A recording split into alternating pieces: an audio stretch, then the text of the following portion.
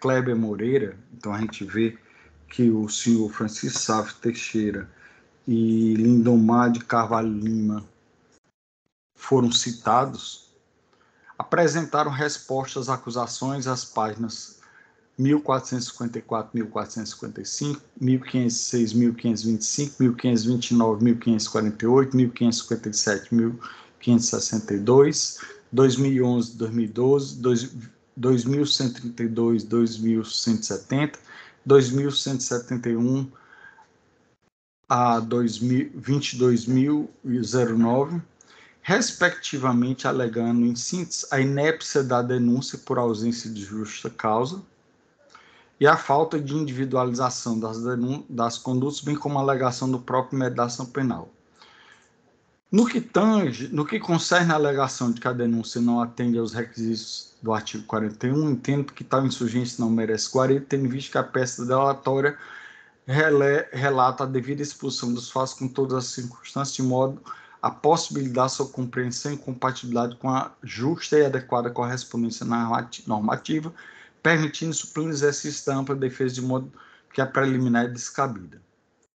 Sob a alegação da decadência para o oferecimento da denúncia após o prazo de 5 dias, sem necessidade de maiores delongas, a faixa referida à alegação, haja visto, como é curioso, que no ordenamento jurídico não existe decadência em ação penal pública incondicionada, como é o caso dos autos. No mais, as defesas alegam pontos referentes ao próprio mérito das imputações, ao que dizem respeito ao ponto central do caso, que somente poderá ser analisado quando ultimado a instrução processual. Portanto, não sendo o caso de rejeição da observação sumária, ratifico o recebimento da denúncia e designo dia 29 de junho de 2023 para a realização de audiência de instrução.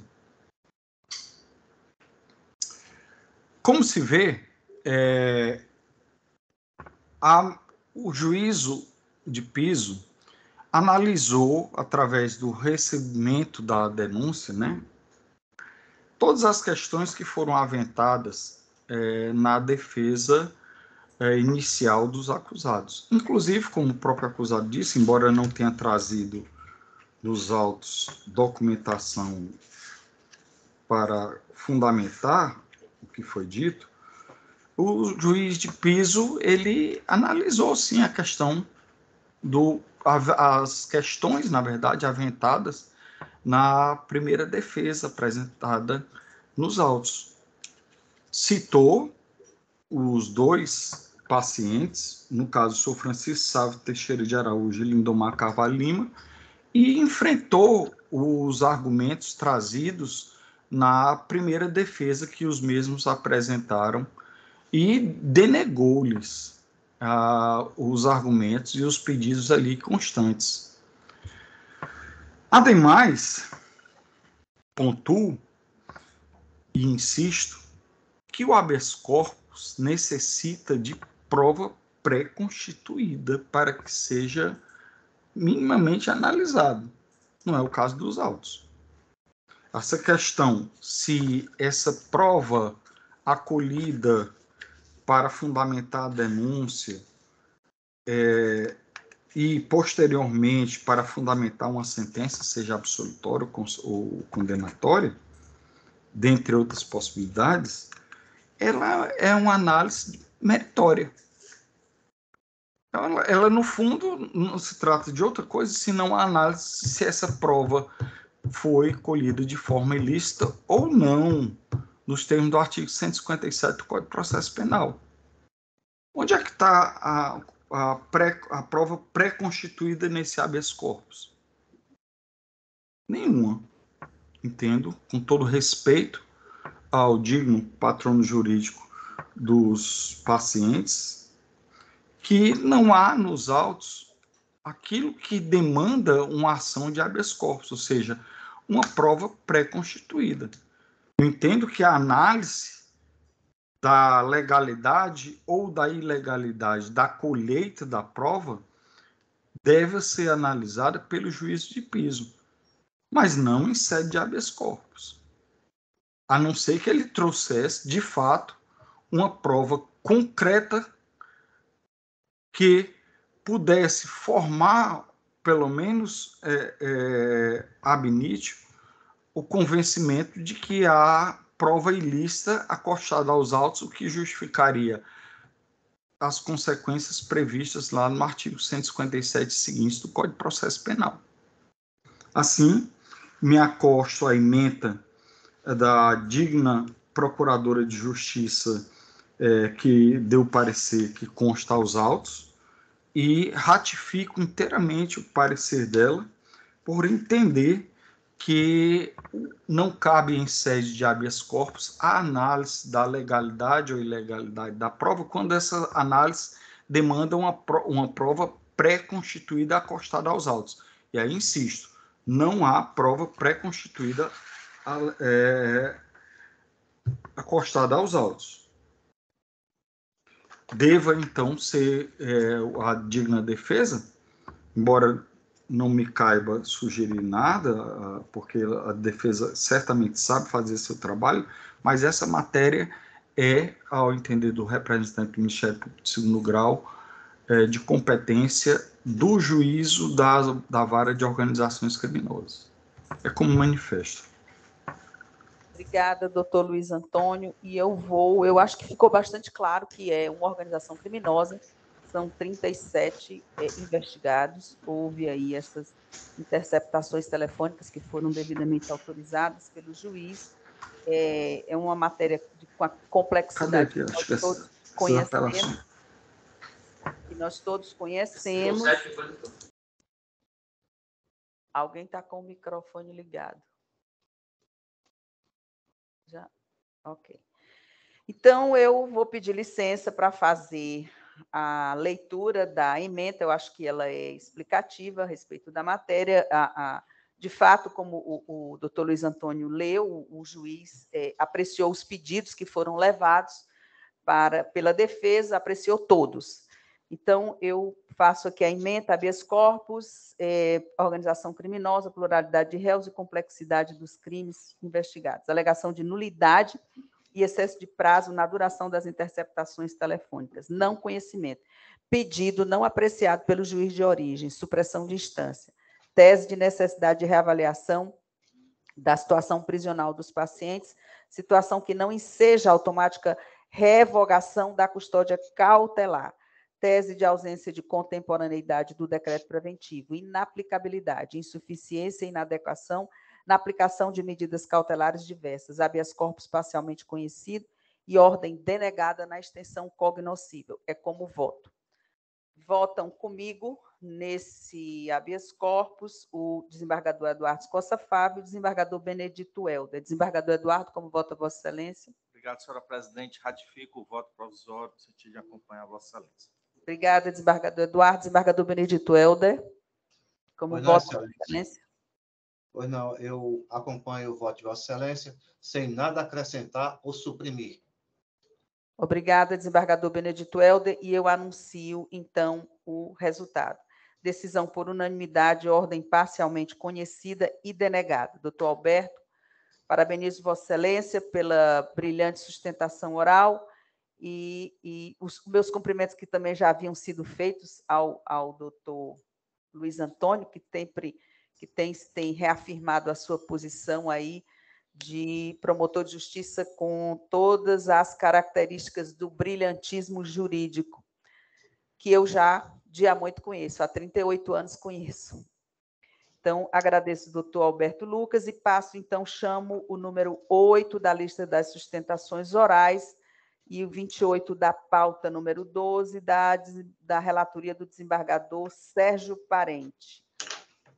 O advogado é o doutor Sérgio Barros Onofre. Doutor Sérgio. Boa tarde a todos e a todas. Boa tarde, doutor Sérgio, seja bem-vindo. E eu passo a palavra para o relator, desembargador Sérgio Parente. Pois não, doutor Sérgio, seja muito bem-vindo. Eu indago ao senhor e ao doutor Abrantes. Desembargador Sérgio, por favor, eu não anunciei. Eu esqueci, bom. Desculpa. Tranquilo. Então, é a apelação 015-03-13-64 de 2019. Pronto, como nós já ingressamos agora nas apelações e os relatórios já foram publicados, eu indago ao senhor doutor Sérgio e ao doutor Abrantes se dispensam a leitura do relatório. Com mais absoluta certeza, desembargador Sérgio Parente. Pois não, doutor Sérgio. Sim, excelência, sem oposição quanto a isso. Pronto, então eu devolvo a palavra à presidente. Obrigada, desembargador Sérgio, e eu passo, então, a palavra ao doutor Sérgio Barros Onofre para a sua sustentação oral pelo tempo regulamentar. De água, por favor. Boa tarde, senhores e senhoras, senhores desembargadores, senhoras desembargadoras da Segunda Câmara Criminal. Boa tarde ao senhor desembargador Sérgio Luiz Arruda Parente, a desembargadora Maria Ilna Lima de Castro, a desembargadora Vângela Fontinelli Pontes, presidente desta Câmara Criminal, desembargador Francisco Eduardo Torquato Costa Pava e o desembargador Benedito Helder Afonso Ibiapina, bem como estendo meus cumprimentos ao nobre promotor, procurador Luiz Antônio Abrantes Pequeno, e à douta defensora, doutora Sandra Donde Ferreira. A defesa do apelante Alfélison do Nascimento Freitas, no recurso de apelação número 015, 0313, 64, 2019, trata de um fato que ocorreu no dia 9 de julho de 2019. Importante salientar que Alfélison do Nascimento Freitas tinha um mandado de prisão preventiva e também um mandado de busca e apreensão de ordem da meritíssima juíza da primeira vara do júri, e esse dia 9 de julho foi feita uma operação em que uma das casas em que morava o Alfélison foi alvo de busca e apreensão. Não só a casa em que ele morava, no bairro Bom Jardim, mas inclusive outro imóvel no município de Caucaia, que não era alvo desse mandado de busca e apreensão. Mas no que tange ao mérito do recurso de apelação, a defesa vai ser focada no que está nos autos. Primeira questão que precisa ser levantada, tanto para o desembargador Sérgio, quanto para os outros desembargadores que irão proferir seus votos depois dessa sustentação oral, que, inclusive, peço a gentileza que, se entenderem, de pedir vistas para analisar aquilo que vai ser dito aqui nesse momento. Em primeiro lugar, junto com o apelante Alfélison do Nascimento Freitas, foi presa a sua esposa e uma outra jovem, Francisca Vitória da Silva Souza, que não era alvo dessa operação, desse mandado de busca e apreensão, nem de mandado de prisão preventiva, nem de mandado de prisão temporária, e nem morava nas proximidades da casa do apelante. Essa jovem Francisca Vitória da Silva Souza teve sua casa invadida, com gritante desrespeito ao que dispõe o artigo 5º, inciso 11, na violação de domicílio. Inclusive, a Constituição diz que são inadmissíveis no processo as provas obtidas por meios ilícitos, e a defesa discorreu nas razões da apelação sobre isso, sobre o artigo 157 do Código de Processo Penal, que trata da mesma temática, que são inadmissíveis, devendo ser desentranhadas do processo as provas ilícitas, assim entendidas as obtidas em violação às normas constitucionais ou legais. Nas razões da apelação, a defesa também cita o parágrafo 1º do artigo 157 do CPP. Ademais, para não me alongar, nas razões da apelação também, a defesa considera que seja analisado pelos nobres desembargadores a teoria dos frutos da árvore envenenada. Em seguida, também, nas razões da apelação, a defesa lança mão da legalidade no sentido da prova emprestada sem o devido contraditório.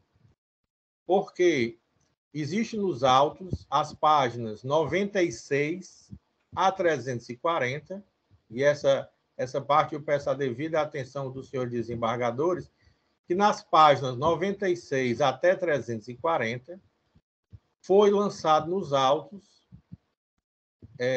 um relatório de interceptação telefônica feita pela Polícia Civil com autorização judicial da primeira vara do júri de Fortaleza, de um processo de número 015-8323, dígito 97.19. Esse material ele adentrou ao processo sem que o Ministério Público atuante na vara de delitos e organizações criminosas pedisse a prova emprestada. Ainda assim, sem que o juiz analisasse essa prova emprestada. E ainda sem que o juiz intimasse as partes para falar sobre essa prova. Inclusive, a doutrina diz que são os requisitos da prova emprestada, que tenham as mesmas partes. Que, no caso em tela, esse recurso de apelação, existem 3 réus, Francisca Vitória, Alfédice do Nascimento Freitas, ora apelante, e a sua esposa Tainá Geisa. E, na prova que foi trazida, não tinha as mesmas partes. Inclusive, no relatório de interceptação telefônica, não há um diálogo em que se cite Francisca Vitória, em que ela faça parte, nem Tainá Geisa. Também não é sobre o mesmo fato probatório, também um requisito da prova emprestada, segundo a doutrina. Não houve contraditório sobre essa prova emprestada, e nem respeito à formalidade dessa mesma prova emprestada. Nesse sentido, Vossas Excelências, o artigo 372 diz: o juiz poderá admitir a utilização de prova produzida em outro processo, atribuindo-lhe o valor que considerar adequado, observado o contraditório. E essa prova emprestada em nenhum momento foi analisada com o devido contraditório. Repise-se, não foi uma prova requerida pelo Ministério Público, nem recebida pelo douto juiz da vara de delitos de organizações criminosas. Ademais, o apelante Alfédice do Nascimento Freitas também foi condenado pelo crime descrito no artigo 2º da Lei 12.850, de 2013, a lei que trata de organizações criminosas. E o artigo 1º desta lei, no seu parágrafo 1º, o artigo 1º, parágrafo 1º diz: considera-se organização criminosa a associação de 4 ou mais pessoas estruturalmente ordenada e caracterizada pela divisão de tarefas, ainda que informalmente, com o objetivo de obter, direta ou indiretamente, vantagem de qualquer natureza, mediante a prática de infrações penais cujas penas máximas sejam superiores a 4 anos. Portanto, Vossas Excelências, a denúncia apresentou 3 pessoas, um número que não é o mínimo para essa lei, e nem foi, em momento algum, tanto na denúncia quanto na sentença, demonstrado uma fundamentação idônea que houvesse uma estrutura organizada e uma divisão de tarefas. Ademais, Vossas Excelências, apenas Alfédice do Nascimento Freitas e sua esposa Tainá Geisa foram condenados pelo crime de organização criminosa, tendo a outra apelante, Francisca Vitória, sido absolvida nesse sentido. Então, é importante refletir sobre essa questão. Se dos 3 denunciados, apenas 2 foram condenados por organização criminosa, Os 3 também foram condenados pelo crime de tráfico de drogas. No entanto, com relação ao crime de tráfico de drogas, a defesa, nas razões da apelação, demonstrou que nenhuma das casas que estavam ao Félison do Nascimento Freitas e Tainá Geisa foi encontrado qualquer substância entorpecente. As drogas foram encontradas na casa de Francisca Vitória da Silva Souza, que foi violado o domicílio pelos policiais que estavam cumprindo o mandado de busca e apreensão em que era, sim, ao Félix do Nascimento Freitas alvo, mas que nada tinha com relação a Francisca Vitória da Silva Souza. Então, a casa dela sofreu a violação de domicílio e somente na casa desta é que existiam drogas. Então, a defesa, nas suas razões da apelação, ainda trata do princípio do indúbio pro réu e, para finalizar, excelências, faz os pré-questionamento para efeito de recurso ordinário e extraordinário, citando o artigo 372 do Código de Processo Civil e o artigo 157 do Código de Processo Penal, bem como artigo 5º e os incisos 11, 50 e 51. É nesses termos que a defesa requer o justo deferimento e repasso a palavra para vossas excelências. Obrigada, doutor Sérgio Onofre, e eu passo a palavra para o doutor Luiz Antônio Abrantes Pequeno.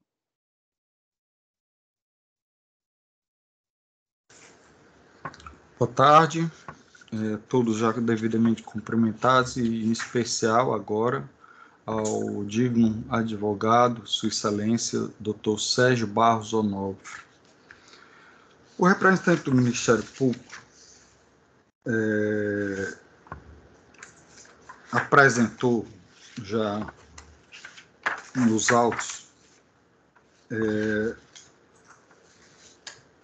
as suas manifestações quanto ao caso vertente na apelação criminal 015-03-1364-2019-001, no qual constam, como na apelação, as pessoas do polo passivo, Tainá Geisa Andrade Moraes, Francisca Vitória da Silva Souza e Alfeilson do Nascimento Freitas. É uma manifestação longa, no qual se combate as alegações da defesa em sede de juízo de primeiro grau. Está tendo eco.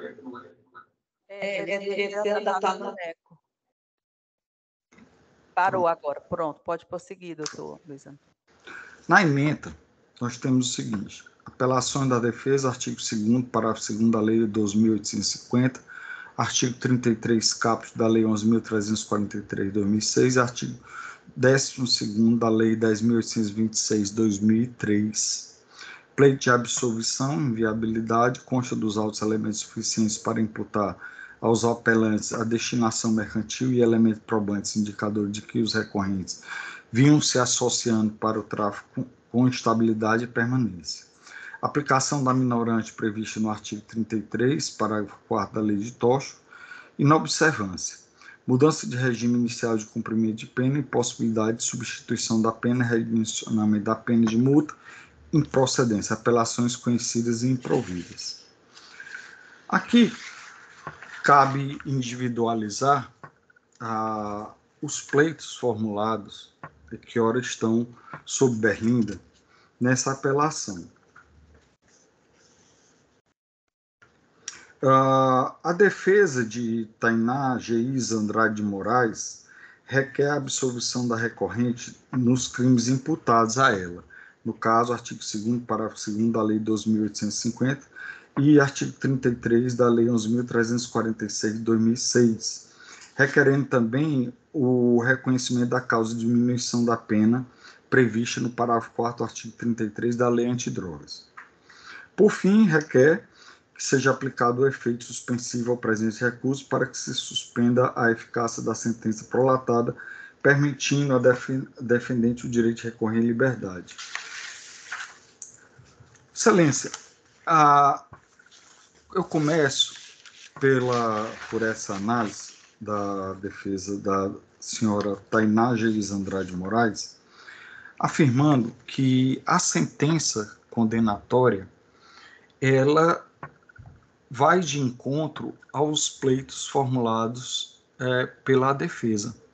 De fato, a quantidade e a qualidade da pena tanto impedem o reconhecimento da minorante do parágrafo 4º do artigo 33, isso porque é incongruente que se reconheça em sede de apelação essa minorante quando se condena os réus por organização criminosa, porque a própria minorante traz no bojo de suas possibilidades de acatamento a não participação em atividades criminosas. Ora, atividade criminosa é um minus em relação a uma organização criminosa. Então, logo, entendo eu que o pleito de reconhecimento da minorante é incompatível com o reconhecimento de que a dona Tainá Geis Andrade Moraes é, de fato, participante da organização criminosa conhecida como Comando Vermelho. A absolvição, ela foi, eu entendo não ser possível, porque ela foi lastreada robustamente por comprovação de autoria delitiva e comprovação de materialidade delitiva. No caso, a autoria delitiva comprovada através do depoimento dos policiais Yuri Brandão de Moraes, Paulo Henrique Pereira Melo e Maurício Francisco dos Santos, que, se bem notarmos o depoimento dos 3 policiais, eles são bastante coerentes, tanto quando fazemos o cotejo do que disseram em fase de inquérito policial, como em sede na audiência una de instrução e julgamento. A materialidade resta comprovada as folhas 18 e nos autos 588 e 593. Analisando os autos, vejo também que não veio em socorro da dona Tainá nenhuma excludente de ilicitude, nem tampouco nenhum eximente de culpabilidade, razão pela qual eu entendo que a pena aplicada à mesma está plenamente lastreada em robusta prova dos autos. No que tange ao senhor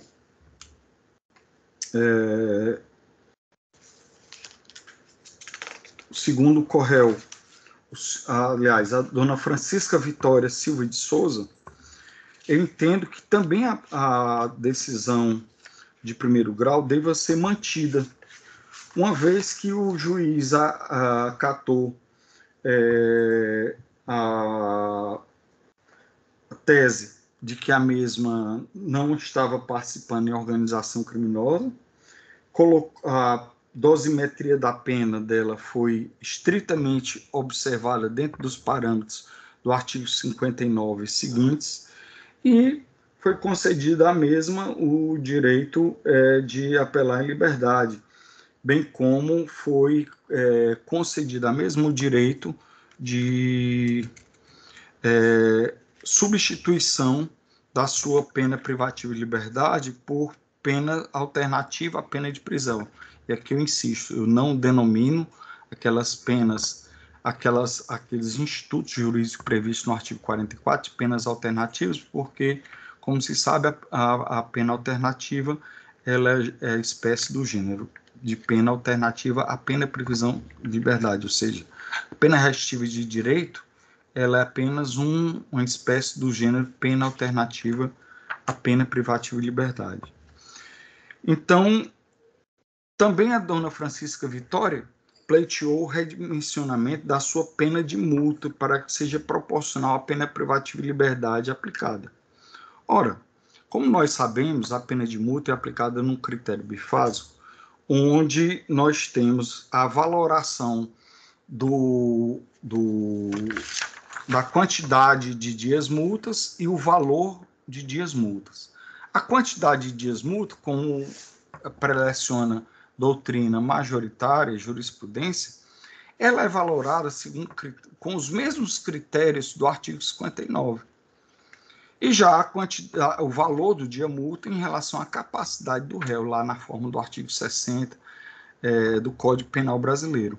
E nisso, muito bem andou o juízo de primeiro grau, estabelecendo um quanto de pena de multa que atende tanto à culpabilidade reconhecida na sentença, como também à capacidade econômica da acriminada.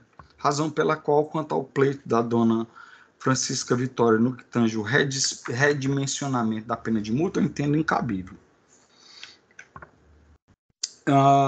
O regime de pena é compatível com que ela pleiteia também, é totalmente compatível com as diretrizes do artigo 33, parágrafo 2º, inciso B do Código Penal Brasileiro, razão pela qual também entendo que a sentença de primeiro grau deva ser mantida.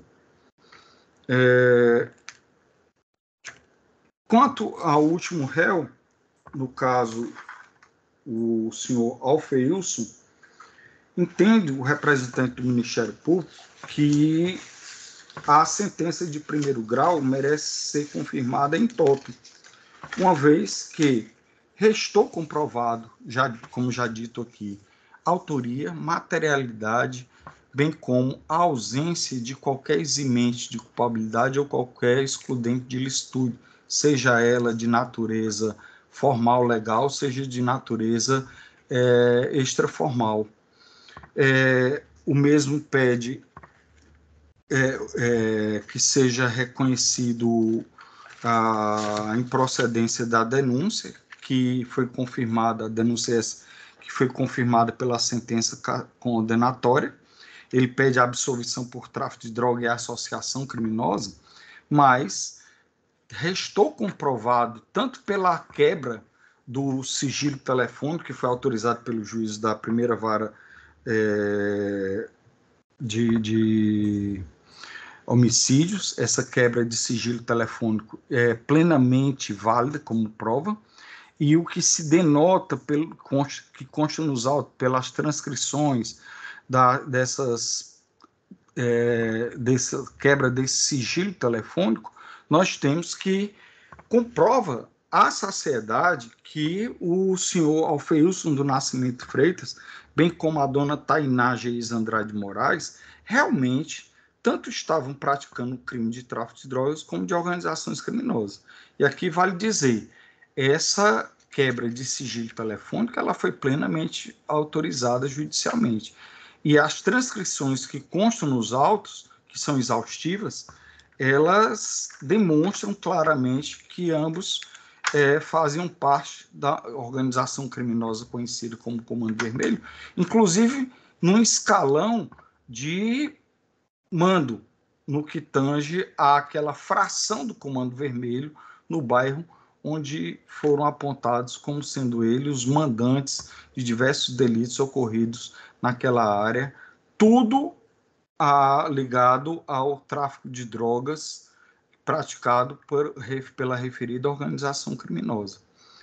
Chama a atenção o fato de que, em sede de crimes de tráfico de droga, de organização criminosa, homicídios cometidos, nós chamamos de narco-homicídios, né? Uma expressão vulgar, mas cabível, o depoimento dos policiais, eles merecem inteiramente crédito, principalmente quando corroborados com outras provas de natureza que não seja testemunhal, como é o caso da quebra do sigilo telefônico dos imputados. Isso por quê? Porque a prova testemunhal prestada por policiais civis, militares, federais, rodoviários federais, ou seja, por agentes da segurança pública do Estado, porque não existe possibilidade fática hoje de nós encontrarmos, a não ser pelo Instituto da Delação Premiada, um cidadão que venha a depor contra um integrante de uma facção criminosa. Nem entre eles se admite que haja essa delação sem que tenha como consequência a pena de morte, informal, não pelo Estado, mas informal, decretada, ou seja, aquela pessoa que vem a delatar, vem dar informações de qualquer tipo contra um membro de uma organização criminosa, ele fatalmente, se encontrado, ele será morto. Razão pela qual a prova que consubstancia o decreto condenatório do juiz de primeiro grau é baseado principalmente na materialidade, que resta indubitável, na autoria, que foi comprovada pelo depoimento dos policiais, aí não há que se falar em depoimento que não seja de policiais, porque a população não pode colaborar, e ainda no fato de que nós temos essa quebra de sigilo telefônico, que foi devidamente autorizado por magistrado de primeiro grau. Então, o conjunto desses fatores me autorizam a entender que a sentença de primeiro grau deva ser considerada como inteiramente procedente, razão pela qual eu findo o meu arrazoado, requerendo que suas excelências, os desembargadores dessa Câmara Criminal, venham a confirmar em totum o decreto condenatório de primeiro grau. É como manifesto. Obrigada, doutor Luiz Antônio. E eu devolvo a palavra ao desembargador Sérgio Parente. Obrigado, presidente. Eu vou tentar resumir aqui as teses que foram postas aqui à nossa apreciação. A primeira delas é o pedido sobre o direito de recorrer em liberdade. A segunda, a tese de nulidade das provas por invasão de domicílio. Terceiro, tese de nulidade da prova emprestada por ausência de contraditório. Quarto, tese de nulidade por inépcia da denúncia. E também um pleito absolutório e um pedido de revisão da dosimetria da pena. Eu vou tentar ler aqui o que,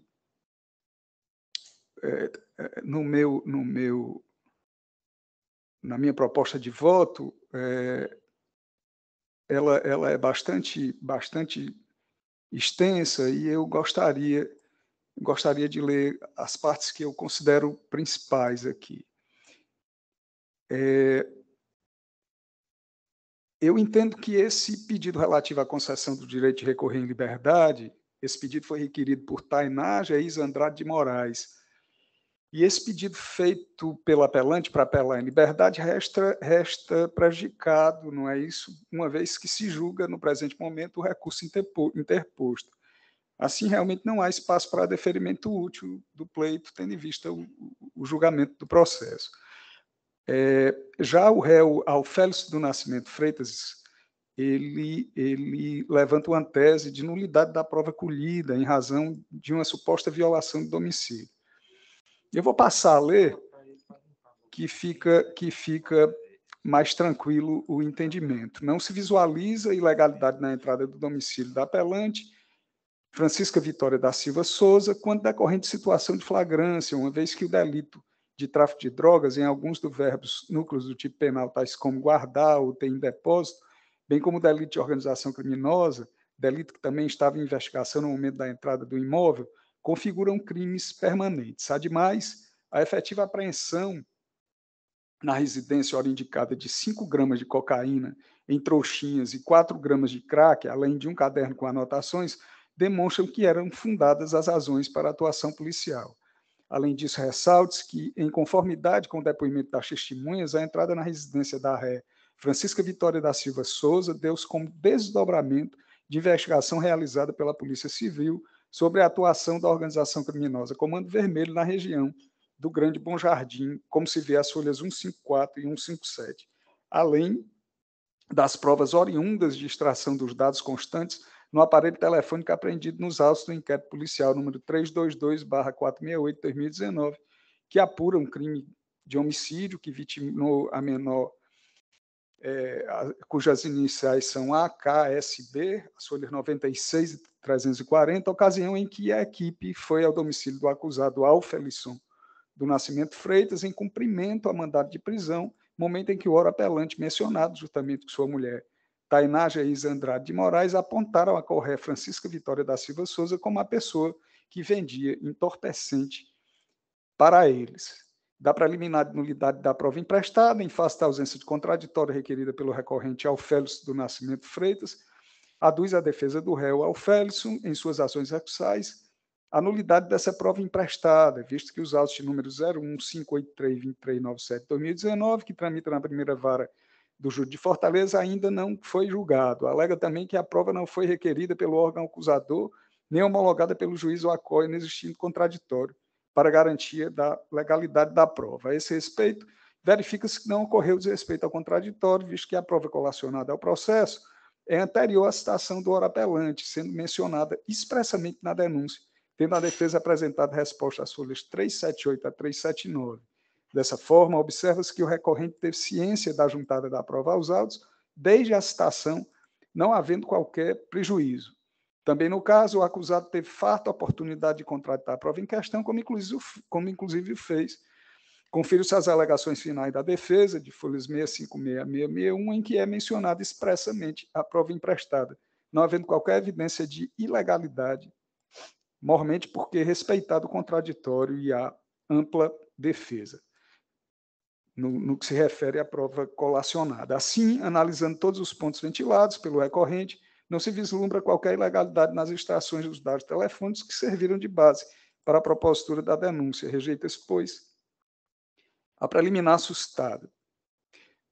Quanto ao pleito preliminar de reconhecimento da inépcia da denúncia, requerido por Tainá Geisa Andrade de Moraes, a alegativa de inépcia da denúncia não merece prosperar, porquanto a peça delatória apresentou de forma consistente a prática delitiva, descrevendo os fatos ocorridos com todas as suas circunstâncias, qualificando-se a acusada e classificando o crime, de forma que inexiste acusação genérica, tendo sido todos os requisitos previstos no artigo 41 do Código de Processo Penal devidamente preenchidos. Além disso, a jurisprudência pátria é pacífica que, após a prolação da sentença condenatória, fica superada a alegação de inépcia da denúncia.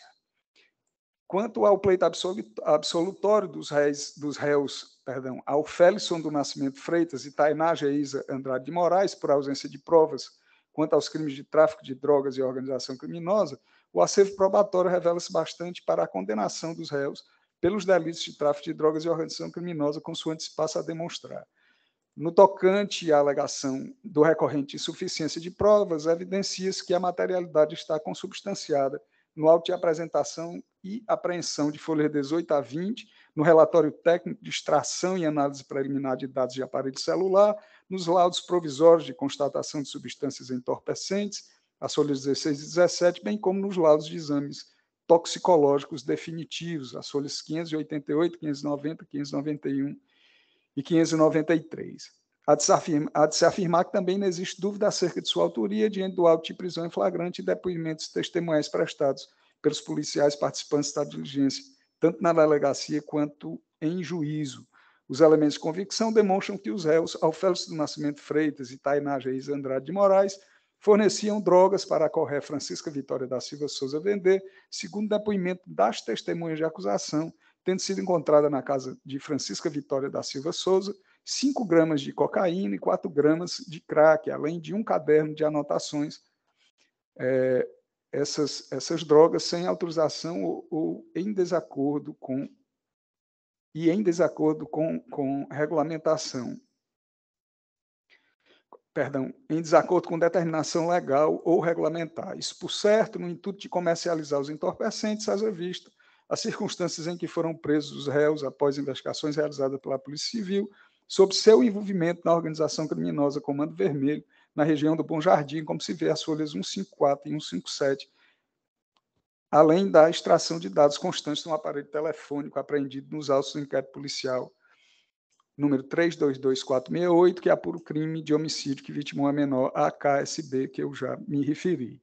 Todo o contexto fático probatório aponta indiscutivelmente para a culpabilidade dos réus em relação ao tráfico de drogas e ao delito de organização criminosa, afigurando-se, pois, inviável pleito absolutório, devendo ser mantido incólume a condenação dos apelantes quanto aos crimes mencionados.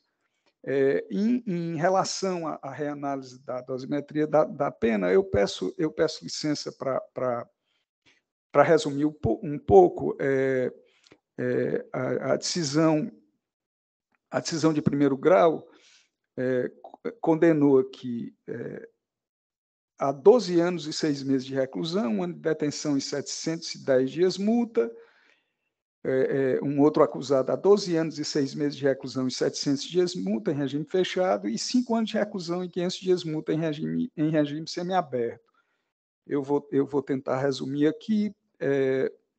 Recurso dos réus Alfélix do Nascimento Freitas e Francisca Vitória da Silva Souza, conhecidos e desprovidos. Recurso da reta Ainá Geis Andrade de Moraes, parcialmente conhecido e na extensão conhecida desprovido.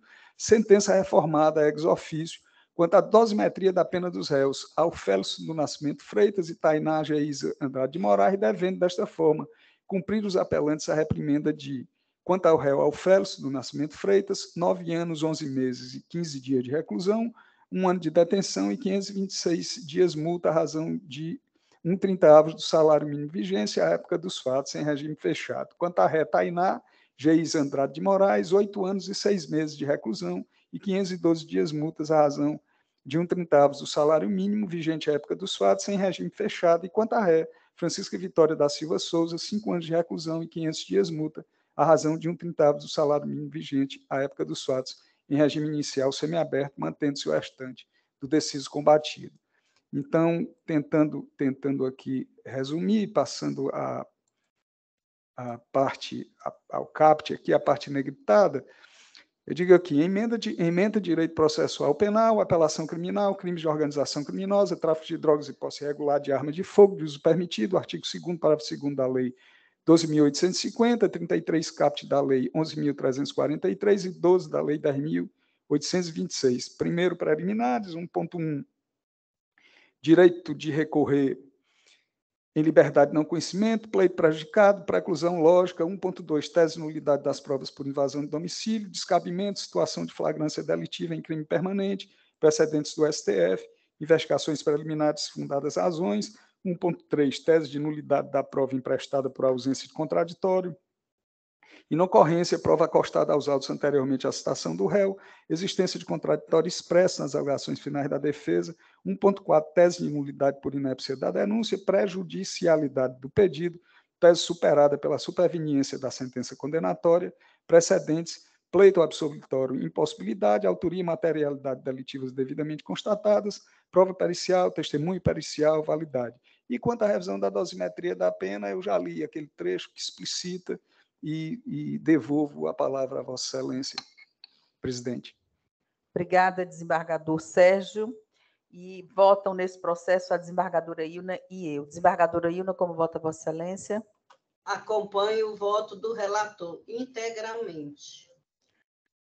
Obrigada, desembargadora Ilna. E eu também reafirmo aqui o voto que lancei já no sistema, acompanhando o voto do relator, e eu anuncio a decisão. Por unanimidade, recursos de Alfelisson do Nascimento Freitas e Francisca Vitória da Silva Souza, conhecidos e improvidos, e recurso de Tainá Geis Andrade de Moraes, parcialmente conhecido e improvido. Doutor Sérgio Onofre, obrigada pela sua participação. Um abraço até uma próxima vez. E o último processo da nossa pauta, o de número 9, é a apelação 00.101.6498, cuja relatoria é do desembargador Eduardo Escossa Fava. Desembargador Eduardo, o senhor tem a palavra. Pois não, senhora presidente, o doutor Ismael Alves está na sala.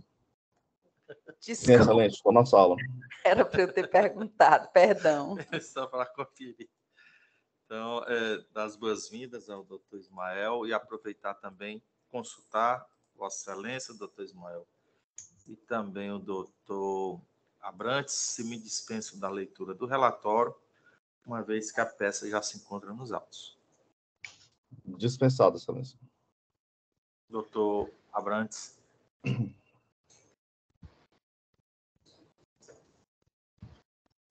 Doutores, é Sérgio Barros falando, advogado. Sim, doutor. Só para pedir a Vossas Excelências licença para deixar a sala. Pois não, doutor Sérgio Barros. Doutor Luiz Antônio, o desembargador Eduardo Costa Fava perguntou a Vossa Excelência se o senhor dispensava a leitura do relatório. Ah, claro, Excelência. Quanto a isso, não tem nenhum problema, não. Vocês não ouviram, não? Eu estava... Não, estava desligado.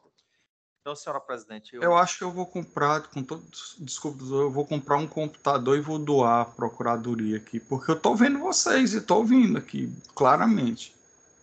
Não sei o que é que está vendo, não, mas... Sim, desembargador, com certeza. Pois não. Então, senhora presidente, eu lhe devolvo a palavra para o encaminhamento das sustentações orais. Obrigada, desembargador Eduardo Costa Fava. E eu passo, então, a palavra, pelo tempo regulamentar de 15 minutos, para o doutor Ismael Alves Lopes, para a sua sustentação oral. Boa tarde a todos. Colega da Câmara Criminal, ínclitos desembargadores, doutor relator. A sentença ora recorrida, data máxima vênia, ela merece ser reformada, haja visto não ter havido a adequada ponderação entre os fatos devidamente comprovados em juízo e a respectiva condenação. 2 pontos principais são lançados nestas razões recursais. Primeiro, a ausência de fundamentação da sentença condenatória e, em segundo ponto, que a palavra da vítima está em total descompasso com as provas dos autos. Veja, excelências, a instrução processual ela demonstrou exatamente o oposto do que está descrito na condenação. Ocorreram um total de 6 oitivas na instrução, sendo, pelo lado condenatório, a suposta vítima e a avó paterna, e pelo lado da defesa, a mãe, o irmão, o avô materno, a ex-companheira do recorrente e o próprio apelante. A mãe, o avô, o irmão mais velho e a ex-mulher, a ex-companheira, afirmaram sobre a inexistência do crime e a orquestração da situação incriminadora contra o recorrente. Esses 4 depoimentos não podem ser menos importantes que a voz de uma criança nitidamente manipulada, apática, sem emoção, sem reação, sem sentimentos, e uma avó paterna que não tinha nenhum convívio com a menor. Que tipo de ponderação foi utilizada pelo doutor juiz primeiro? Qual a razoabilidade desse sopesamento de provas? A única coisa que importa nestes autos, segundo a visão do juiz Acó, é a falácia simulada pela avó paterna e pela suposta vítima. É a presunção absoluta, e por que não dizer a punibilidade objetiva, por um estupro de vulnerável. Nos autos, eu tenho como prova quanto à inexistência do crime e idoneidade do recorrente a mãe, o irmão, o avô materno, a ex-esposa do recorrente, o laudo pericial e a negativa de autoria pelo próprio apelante. E, do lado contrário, como prova da suposta ocorrência do crime, a vítima e a avó paterna.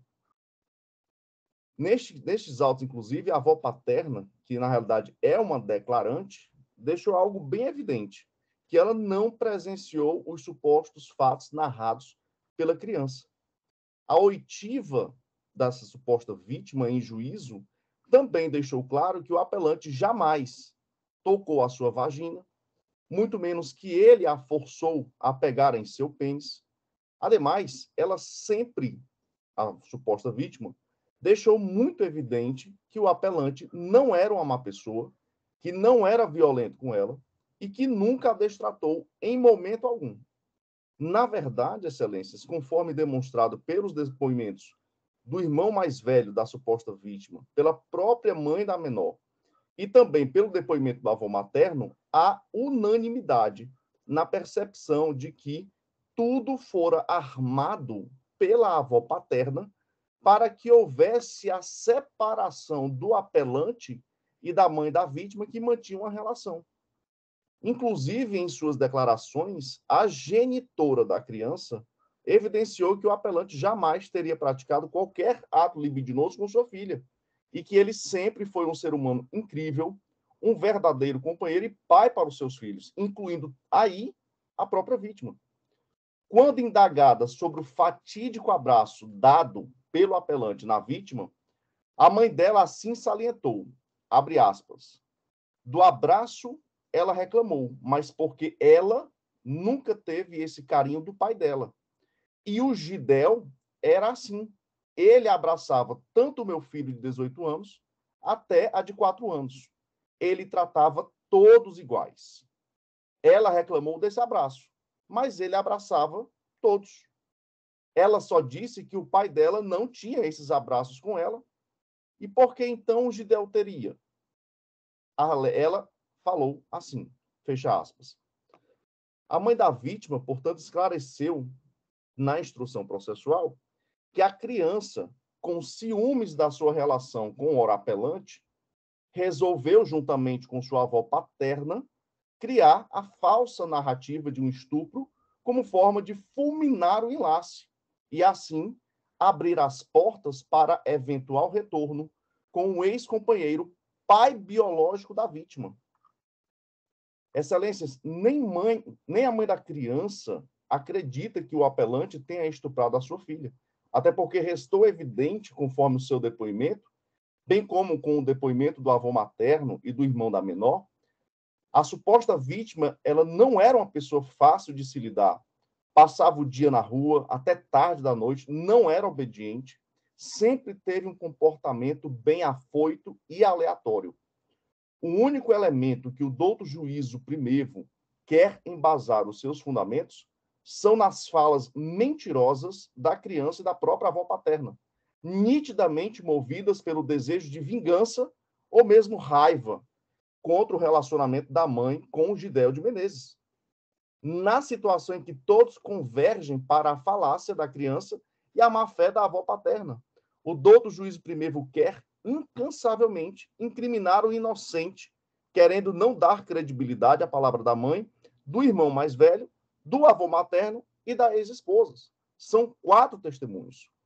Veja-se que é claro o intuito incriminatório e, por que não dizer, assodado do juízo primeiro, que busca elementos rasos para querer imputar um crime de estupro a um homem íntegro, companheiro, amoroso, carinhoso, atencioso, primário, que desde o início do seu relacionamento com a senhora Regina, mãe da menor, abraçou a família e tentou ser o filho da avó paterna e tentou que ele viesse, tá certo? Que ele voltasse à relação. Todos os depoimentos na instrução processual são claros e concisos ao afirmarem que a garota possui um gênio forte, arredio, e que ela não era obediente, tinha ciúmes da relação com a mãe, com o apelante, porque tinha pretensões que o seu pai biológico retornasse para o enlace familiar. A própria ex-companheira do apelante, né, em seu depoimento diretamente do Rio de Janeiro, fez questão de enfatizar o excelente homem que o apelante é, além de um exímio pai. Deixou claro que a referida situação jamais poderia ser imaginada por ela, pois durante todos os anos de convivência com o apelante, mais de 15 anos, ele nunca teve qualquer comportamento suspeito. Veja-se que até a suposta confissão em sede policial do hora recorrente, quando indagado pela autoridade judicial no seu interrogatório, o apelante informou que foi forçado a confessar, que a ele não foi questionado absolutamente nada, não lhe foi lido o depoimento de ninguém e que apenas fora coagido moralmente a confessar o inconfessável. Excelências, o apelante ele é inocente, visto que jamais praticou qualquer conduta libidinosa ou mesmo conjunção carnal com a criança. Inclusive, o laudo pericial foi inteiramente negativo quanto a isto, não havendo sequer indícios de tentativa de estupro. Outro sim, ao abraçar, beijar a criança, a única e real intenção do apelante foram de repassar carinho, amor, afeto, algo totalmente desconhecido pela menor. Inclusive, esta menor perdeu uma grande oportunidade de ter, na pessoa do apelante, uma referência de pai, de homem, de integridade, de sensibilidade, de caráter. jamais houve o dolo de estuprar a garota, que é o elemento essencial do tipo incriminador. Enfatiza-se que, apesar da palavra da vítima em crimes chamados as ocultas ser de extrema relevância, esse depoimento deve estar em consonância com as provas trazidas aos autos, o que não restou comprovado. As provas produzidas em sede de instrução processual foram uníssonas, no sentido de que não houve estupro, não houve conjunção carnal, muito menos qualquer ato libidinoso. O que houve, sim, carinho e afeto, os quais são inerentes à pessoa do apelante e também a pessoas que têm a sorte de sentir o amor humano, não havendo nada que convergisse para a falácia iniciada pela avó paterna e decorada pela suposta vítima. No Estado democrático de direito, excelências, no regime processual de garantias, em especial ao princípio do estado de inocência, exige-se que a prova aurida junto à vítima seja corroborada por outros elementos concretamente produzidos nos autos, o que não há no caso em espécie. Assim, diante de toda a narrativa acima delineada, as falácias perpetradas pela suposta vítima não encontram guarida nas demais provas coligidas nos autos. Todos os depoimentos vão de encontro ao que a menor expõe, indo de encontro também com o laudo pericial realizado e com a própria negativa de autoria do recorrente, não devendo, assim, o depoimento da suposta vítima ser levado em consideração, pois em total dissonância com as demais provas. Isto posto, espera-se que este egrégio Tribunal de Justiça conheça do presente apelo e se lhe dê provimento, reformando-se a sentença primeira para julgar improcedente a demanda por completa incongruência jurídica, não havendo elementos verossímeis e claros quanto ao delito de estupro de vulnerável, absolvendo-se o senhor Gidel de Menezes por ausência da materialidade do crime e provas da sua autoria. Assim espera. Obrigada, doutor Ismael, e eu passo a palavra para o doutor Luiz Antônio Abrantes Pequeno.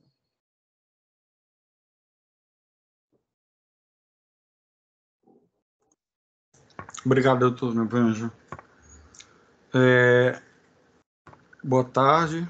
Cumprimento o nobre colega advogado que está fazendo a defesa do senhor Gidel de Menezes, aqui no julgamento dessa apelação criminal de número 001-016498-2021 e os 4 últimos dígitos 0081.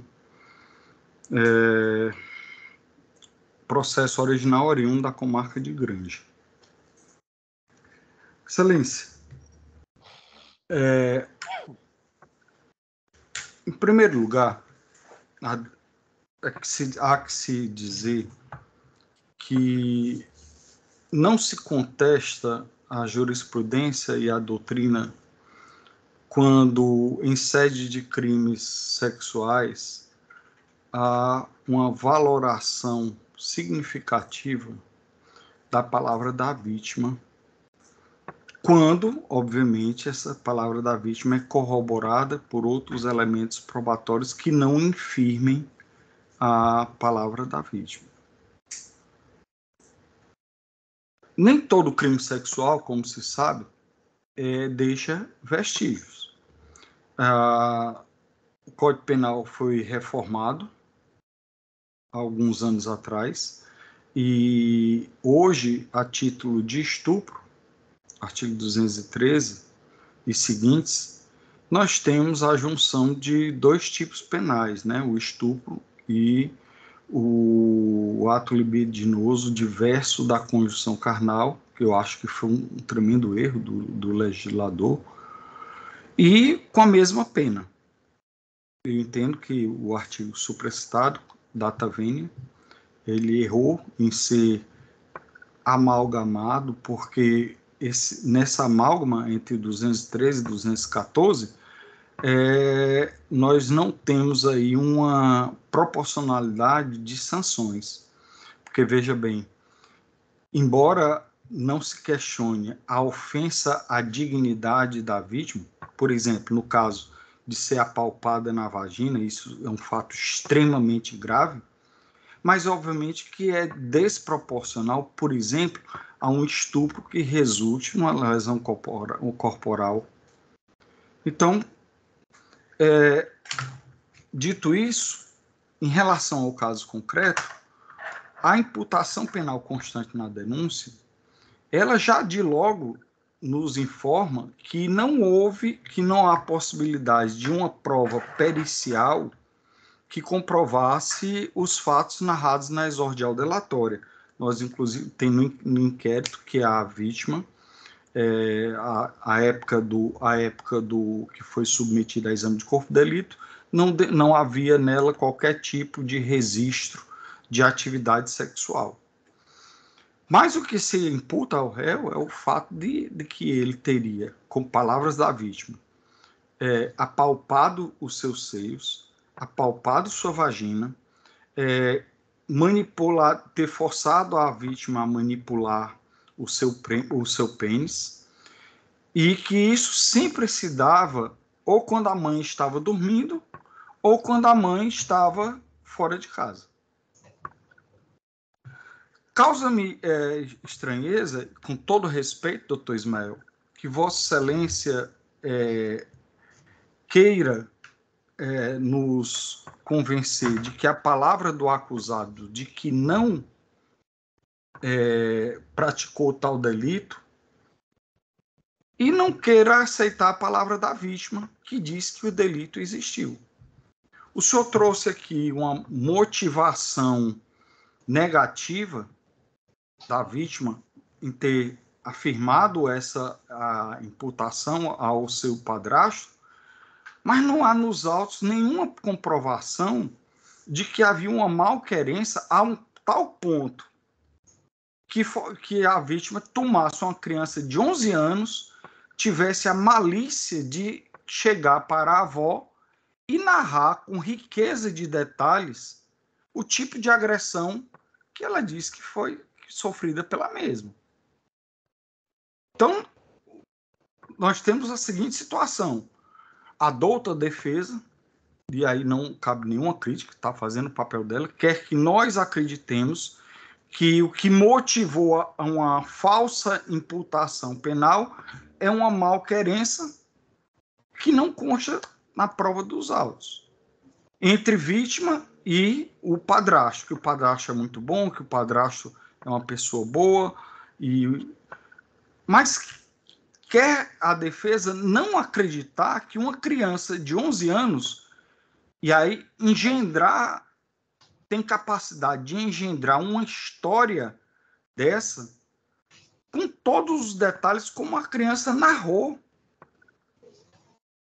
Disse que a ocasião, disse o que fez, com detalhes, todos os detalhes sórdidos das práticas sexuais que a criança disse que foram praticadas contra ela, foram ditas por uma pessoa que tem 11 anos. Ora, uma pessoa que tem 11 anos de idade, ela sequer ela está numa fase que ela nem conhece o que é atividade, ela não tem maldade, não sabe ainda o que é uma atividade sexual, qualquer que seja ela. Por mais informação que nos dias contemporâneos as crianças tenham acesso, mas essa narrativa, ela demonstra que a criança não gostava do que estava acontecendo e pediu para morar com a avó.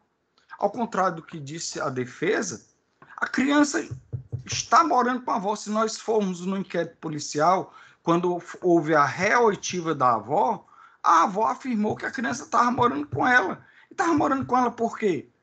Porque não se sente segura morando com o seu padrasto.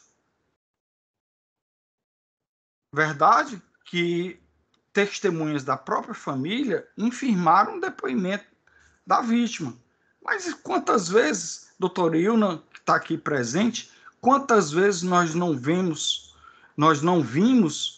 que pessoas da própria casa apoiam o abusador e imputam descrença à vítima simplesmente pelo fato de que não querem se separar do abusador. Estou diante de uma das pessoas, doutora Maria Ilma Lima de Castro, que é uma das maiores autoridades em crimes sexuais praticados contra criança e adolescente do país. Ela formou sua carreira numa vara criminal e ela sabe o que eu estou dizendo, que muitas vezes os parentes próximos do ofendido ou da ofendida, esses parentes, eles não dão credibilidade à palavra da vítima porque querem se manter junto do agressor sexual. E no caso vertente, lembro, olha, preste atenção à idade da vítima, a época que os fatos ocorreram e a época que ela narrou os fatos. O conselho tutelar foi ouvido. Que razão teria se esse réu, no caso o senhor Gidel de Menezes, essa pessoa tão boa, esse ser humano de atitudes tão louváveis, né, foi praticamente canonizado aqui nesse tribunal, eu pergunto, se é assim, por que essa criança de 11 anos iria lançar tais invectivas contra o mesmo?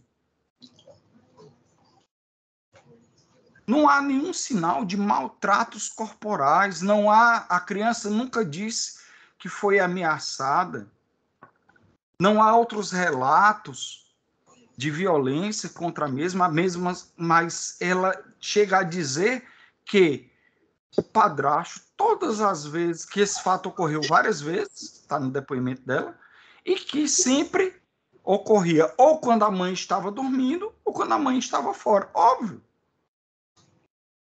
Quem é que vai abusar de uma criança à luz do dia e na presença de pessoas, de outras pessoas? Nós devemos nos ter empatia e nos colocarmos no lugar da ofendida e nos perguntarmos, uma criança de 11 anos teria capacidade intelectual e emotiva de engendrar uma trama complexa onde há uma narrativa minuciosa dos atos sexuais praticados contra ela? Que criança é essa? Ela é superdotada? Ela é um gênio do mal? Se essa pessoa, o réu, é tão boa, o que teria levado? Então, temos que nos perguntar essa criança a engendrar uma história tão minuciosamente narrada e para prejudicá-lo ao ponto dele vir a ser condenado. Ora, a avó nem morava com a família, mas a avó acolheu, foi a única que acolheu a vítima, levou a vítima ao conselho tutelar e, segundo a narrativa da própria avó, constante no inquérito policial, a criança hoje mora com ela. Então, o cerne da questão é, devemos dar credibilidade à palavra do acusado ou devemos dar credibilidade à palavra da vítima, já que a prova material do delito não existe. Por quê? Porque o fato narrado na denúncia não indica qualquer tipo de ato sexual que deixasse vestígio. Mas o fato de não termos vestígios não significa que o crime sexual ocorreu.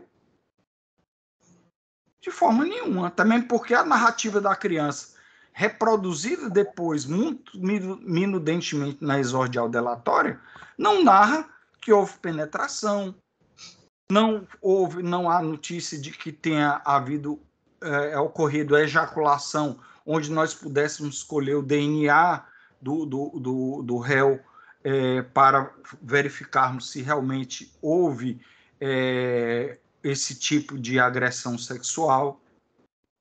O que houve foi que, segundo a narrativa da vítima, nós temos que o réu a procurava em momentos em que a pessoa adulta responsável pelos cuidados com ela, vítima, estava ou dormindo ou fora de casa.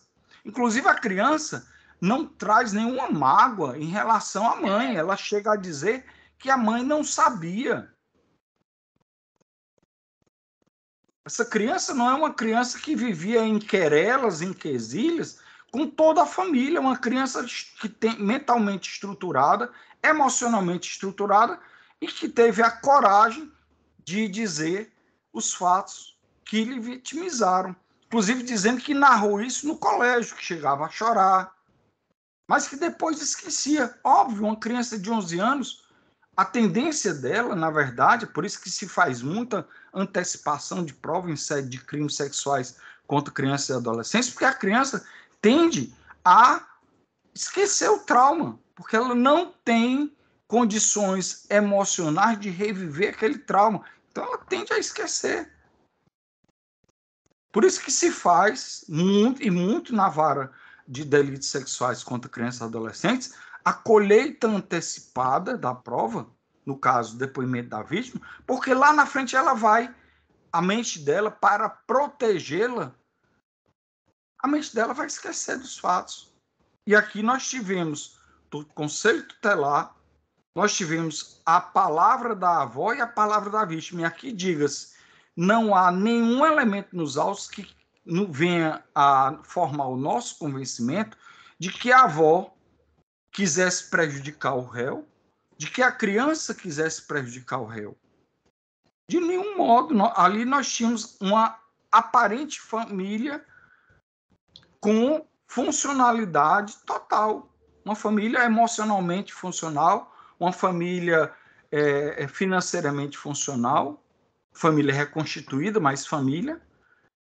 Então, dito isso, eu finalizo afirmando que a palavra da vítima, corroborada com os outros elementos carreados aos autos, deva ser levada em consideração e, portanto, que rogo a Vossa Excelência, respeitosamente, que considerem a sentença de primeiro grau como inteiramente procedente e, com todo respeito, venham a discordar por esses argumentos dos argumentos trazidos pela defesa.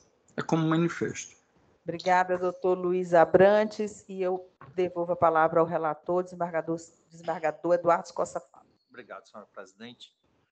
Eu confesso que eu estava aqui me organizando para fazer um esboço, um resumo do todo o contexto probatório carreado aos autos, e desde já aqui eu parabenizo e cumprimento aqui o doutor Ismael Lopes, o doutor Luiz Abrantes Pequeno, duas sustentações orais muito fortes, de forma muito eloquente e firme na defesa de suas teses. Mas, doutor Ismael, a minha diretriz no voto vai exatamente em perfeita sintonia com o que foi muito bem ponderado aí pelo doutor Luiz Abrantes Pequeno. Eu não quero aqui ser redundante, de apenas reforçar de que a situação trazida ao exame dos autos é exatamente nesse sentido aí, nessa ponderação de valores entre as declarações da vítima e a do acusado, a primeira prevaleça pela forma como os fatos ocorreram, como a forma como a própria vítima expôs a narrativa, que foi muito bem corroborada por sua avó materna. São fatos que nos deixam assim muito tristes. Às vezes a gente também fica aqui, quando a gente vai julgar um processo desse, a gente tem que ter uma preocupação muito, muito grande, porque são penas altas, né, que envolve o comportamento na família, o desarranjo que isso acarreta no seu familiar e também na própria formação de uma criança dessa, né, de uma jovem dessa. Mas, com todo respeito ao que foi muito bem ponderado, também não vi aqui nenhum comportamento da vítima ou prova no sentido de acusar de forma indevida o denunciado, o ora apelante, nesse desejo de que a sua genitora reatasse o relacionamento. Pelo contrário, o que eu vi dentro do que também o doutor Abrantes Pequeno sustentou de forma muito brilhante, foi que ela encontrou na avó uma base para expor a violência. E a partir daí, pela coragem, a avó também foi muito contundente nos depoimentos. De sorte, doutor Ismael, que eu vou ler aqui o projeto de emenda, os colegas magistrados, desembargadores já tiveram acesso. Eu também tive o cuidado de enfrentar a preliminar, também não vislumbrei aqui a ausência de mácula ao comando constitucional e também, de forma de ofício, eu promovi a reanálise do cálculo dosimétrico e também não vislumbrei desacerto. Então, pedindo as respeitosas vênias a Vossa Excelência, eu voto a seguir, vem no sentido exatamente de dar conhecimento à apelação, mas desprovê-la nos termos do parecer da Procuradoria-Geral de Justiça. Peço licença aos eminentes pares para a leitura do projeto de emenda e fico à inteira disposição para eventuais esclarecimentos. Direito processual penal, apelação criminal, crime de estupro de vulnerável, artigo 217-A do CPD. Atos libidinosos, recurso defensivo. 1.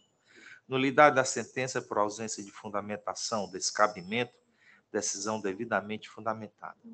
A sentença e a análise condenou o apelante à pena de 9 anos de reclusão para cumprimento em regime inicialmente fechado pelo crime tipificado no artigo 214-A do Código Penal Brasileiro. De início, cumpre esclarecer que, em relação à suposta transgressão ao postulado inscrito no artigo 93.9 da Constituição Federal, o deciso atacado, ao contrário do que sustenta o apelante, encontra extensamente fundamentado, satisfazendo-se desse modo, por inteiro, a exigência de motivação imposta por aquele preceito da lei fundamental. Sobre o tema, esclareça-se que a jurisprudência firmada pelo Supremo Tribunal Federal orienta-se no sentido de que, em aspas, o que a Constituição exige no artigo 93.9 é que a decisão judicial seja fundamentada, não que a fundamentação seja concreta na solução das questões de fato ou de direito da lide, declinadas no julgado as premissas corretamente assentadas ou não, mas coerentes com o dispositivo do acordo, está satisfeita a exigência constitucional. E aqui eu faço menção ao RTJ 150/2009, relator ministro Sepúlveda pertence. 2. Pleito de absolvição por insuficiência de provas e negativa de autoria, descabimento, conjunto probatório robusto e harmônico, depoimento da vítima, depoimentos testemunhais, validade, autoria e materialidade confirmadas por outros elementos probatórios, elementos concretos do processo. A materialidade e a autoria do crime restaram sobejamente comprovadas pela produção probante, levada a efeito durante a instrução processual. Observe-se que o laudo pericial de constatação de crime sexual confirmou que havia vestígio do ato libidinoso diverso da condição carnal. O depoimento firme e coeso da vítima, corroborado pelos depoimentos das testemunhas da acusação, mostram-se hábeis para atestar a tese formulada na denúncia. Desculpa. Oportuno destacar que nos crimes contra a dignidade sexual, muitas vezes cometidos de maneira obscura e clandestina, as declarações prestadas pela vítima são de grande importância como elemento probatório para fundamentar a decisão condenatória, mesmo ante a alegação de negativa de autoria. A respeito da validade jurídica do depoimento da vítima, rememore-se que inúmeros julgados do Colégio Superior Tribunal de Justiça reconhecem a possibilidade de condenação por crimes sexuais quando lastreada em depoimentos de vítima e testemunhas coerentes e harmônicos com os demais insumos de provas contidos nos autos precedentes. No caso em Testilha, em que pese o argumento de insuficiência de prova por parte da defesa, o depoimento da vítima prestado em juízo, diga-se nos moldes do parágrafo 1º do artigo 12 da Lei 13.431/17, regime de depoimento especial, com intermediação da psicóloga Raiane Vasconcelos Taim, vide termo de folha 133, analisado conjuntamente com as demais provas testemunhais e técnicas, como muito bem asseverou o magistrado sentenciante, dão contornos definitivos para o ajustamento da conduta do acusado ao tipo penal supra. Impede frisar ainda que o juiz condutor na instrução e destinatário da prova teve a percepção visual do comportamento da vítima por ocasião de sua oitiva e, por via de consequência, obteve condições de valorar melhor e com maior justeza o que foi dito pela criança e sopesar suas declarações com os depoimentos das pessoas que foram ouvidas como testemunhas ou informantes, e assim chegar ao convencimento motivado da condenação do réu. Assim, os elementos probatórios reunidos durante todo o interprocessual são suficientes para a demonstração de que o réu praticou atos libidinosos com a menor. Repita-se, a firme palavra da ofendida e os relatos das testemunhas constituem firme conjunto probatório, que se revela capaz de comprovar, além de qualquer dúvida razoável, a autoria e materialidade delitivas, impondo-se, assim, a condenação pelo crime definido no artigo 217-A do Código Penal Brasileiro. 3. Reanálise ex officio da dosimetria, cálculo realizado na forma legal. Por derradeiro, dado o efeito devolutivo aprofundado, amplo, em reanálise da dosimetria da pena, não for encontrado nenhum desacerto quanto às regras para sua aplicação, tendo o juiz empregado de forma correta as disposições contidas no artigo 68 do Código Penal Brasileiro, chegando assim às penas aplicadas. Nessa linha intelectiva, senhora presidente, recurso conhecido e desprovido. Obrigada, desembargador Eduardo Costa Fávero. E eu anuncio o resultado. Decisão por Desculpe. Realmente, desculpe. Votam com o desembargador Eduardo Costa Fávero, o desembargador Benedito Helder e o desembargador Sérgio. Desembargador Benedito, como vota Vossa Excelência? Pois não, Excelência. Eu ouvi atentamente a sustentação oral do digno representante do Ministério Público, né? Dr. Luiz Abrantes. Ouvi também atentamente a sustentação oral do Dr. Ismael Lopes e confesso que se instalou em mim a dúvida. E quando o julgador se encontra numa situação de dúvida, de perplexidade, o que é que ele deve fazer? Deve pedir vista do processo para melhor se aprofundar sobre o assunto, estudar melhor o caso e proferir um voto realmente seguro, que atenda, que satisfaça a justiça, né? Que satisfaça tanto a acusação quanto a defesa. Então, nesse sentido, considerando que quando se instala a dúvida, como é o meu caso, né? E eu entendo que quando se instala a dúvida, é preferível absolver um culpado a condenar um inocente. Eu não estou dizendo aqui que o réu é inocente, mas se instalou em mim a dúvida. Então, eu peço vista do processo para poder proferir um voto mais acurado, coerente. Pois não, desembargador Benedito Helder, vistas concedida e julgamento adiado. Bom, com esse foi o nosso último processo e nós cumprimos, então, a nossa missão. Eu indago se alguém quer fazer algum requerimento. Então, eu declaro encerrada a presente sessão, agradecendo a presença de todos, agradecendo a Deus por nos abençoar com mais um dia e até a próxima quarta-feira, nessa nova jornada. E, doutor Luiz Antônio, só já está encerrado, né? Pode. Só para dizer a Vossa Excelência